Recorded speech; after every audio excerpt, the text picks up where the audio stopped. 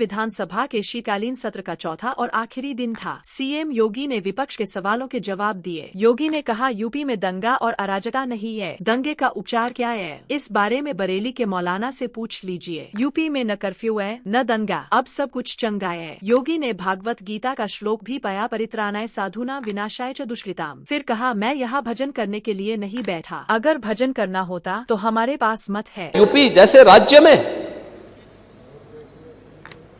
अब तक यानी हमने 2,92,000 करोड़ रुपए से अधिक का गन्ना मूल्य का भुगतान गन्ना किसानों को, अकेले गन्ना किसानों को किया है, अकेले गन्ना किसानों को यूपी ने। यह है यूपी की नई प्रोग्रेस। करने की इच्छा शक्ति होनी चाहिए और सरकार ने यह काम जो भी किया है अपनी पारदर्शी व्यवस्था के माध्यम से किया है। आपके समय में थानों में भय पलता रहा, अपराधी और माफिया आपके खास रहे। यह बात आपकी सरकार के समय की कानून व्यवस्था से चरितार्थ होती रही है। लेकिन आज प्रदेश के अंदर कोई वो नहीं। देखो, बहुत स्थिति आपके समय में था कि वो यानी जाति के नाम पे बांटो, भाषा और क्षेत्र के नाम पे लड़ाओ, तुष्टीकरण को बढ़ाओ, अराजकता और वैमनस्यता पैदा करो। यही तो कर रहे थे। दंगे, जंगल राज, माफिया राज, वन डिस्ट्रिक्ट वन माफिया, गुंडा टैक्स, अवैध वसूली। अभी तो मैंने शुरुआत की, ये तो अभी शुरुआत है। सत्ता के संरक्षण में पैरेलल नहीं, 11 वर्ष नहीं, अभी तो आपको जो है 2047 तक इंतजार करना होगा। अभी 2000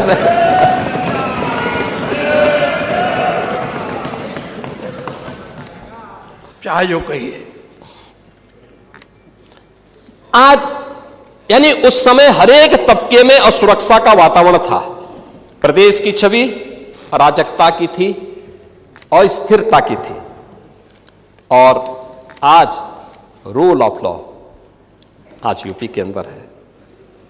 कोई सांप्रदायिक दंगा नहीं है।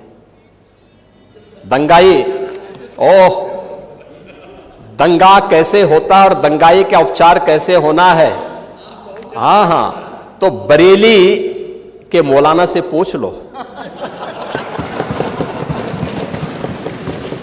अब यहां न कर्फ्यू है न दंगा है, अब यूपी में सब चंगा है। यह है नया यूपी। महोदय, हम लोगों ने पुलिस की अवस्थापना यानी अगर भर्ती की है, उनकी ट्रेनिंग अच्छी की है तो उनकी अवस्थापना सुविधाओं को बढ़ाया है।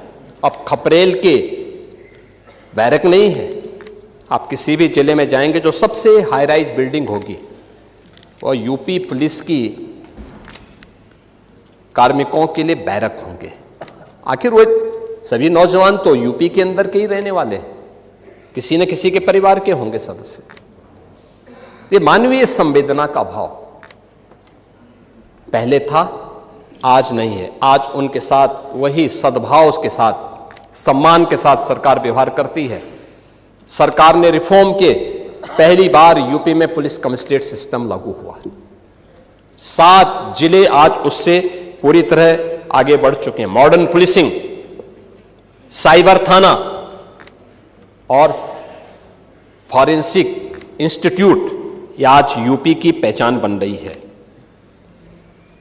आज यूपी के अंदर एफएसएल लैब्स बंद पड़ रही हैं। 3 नए कानून लागू होने के बाद 7 वर्ष से ऊपर के प्रत्येक सजा में फॉरेंसिक एविडेंस आवश्यक है। आपका कार्यकाल होता तो आप कभी नहीं कर पाते। इसलिए नहीं कर पाते क्योंकि आपने ना फॉरेंसिक लैब बनाई, ना फॉरेंसिक इंस्टीट्यूट बनाए।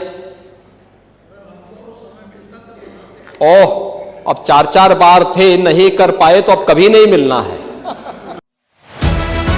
शाहजहांपुर में ट्रेन से कटकर 5 लोगों की मौत हो गई। बाइक पर पति पत्नी, उनके 2 बच्चे समेत 5 लोग सवार होकर रेलवे लाइन पार कर रहे थे। तभी तेज रफ्तार गरीब रथ ट्रेन की चपेट में आ गए। हादसे में 5 के चीथड़े उठ गए। ट्रैक पर कुछ मीटर के दायरे में केवल कटे हुए हाथवेर और सिर पड़े थे। हर जगह खून ही खून दिख रहा था, जबकि बाइक ट्रेन में फंसकर 500 मीटर तक घिसती चली गई। घटना की सूचना मिलते ही रेलवे और कई थानों की पुलिस घटनास्थल पर पहुंची। शवों के टुकड़ों को पॉलीथीन में पैक करके पोस्टमार्टम के लिए भेजा गया। हादसा बुधवार शाम करीब 6:30 बजे का रोजा जंक्शन के पास बने पावर केबिन के पास का है। मृतकों की पहचान थाना निगोही के बिकन्ना गांव के रहने वाले सेफाल, उनकी पत्नी पूजा और 2 बच्चे सूर्या 4 और निधि 5 के रूप में हुई है। सेफाल के साथ उनके साधु हरिओम भी थे। वह लखीमपुर खीरी के थाना उचौलिया के बनके गांव के रहने वाले थे। रोते बिलखते परिवार के लोगों ने बताया, निगोही के रहने वाले सेफाल बुधवार सुबह परिवार समेत अपने साधु हरिओम के घर आए थे। शाम को सभी लोग हरिओम के साथ बाइक से रोजा में लगने वाले बुध बाजार गए। यहाँ सभी ने घर गृहस्थी का सामान खरीदा। खरीदारी के बाद सभी लोग एक ही बाइक से सवार होकर हरिओम के घर लौट रहे थे। तभी रोजा जंक्शन के पास पावर केबिन के पास रेलवे कर्मचारियों के लिए बनी बिना फाटक की क्रॉसिंग से ये लोग ट्रैक पार करने लगे। उसी समय अमृतसर से सहरसा जाने वाली ट्रेन गरीब रथ 12,204 आ गई और बाइक सवार चपेट में आ गए। हादसे की सूचना पर मौके पर एसपी राजेश द्विवेदी समेत कई थानों का फोर्स पहुंची। रेलवे पुलिस भी पहुंची। एसपी ने बताया, 5 लोग एक ही बाइक पर सवार थे। बाइक से रेलवे लाइन पार करते समय ट्रेन की चपेट में आ गए।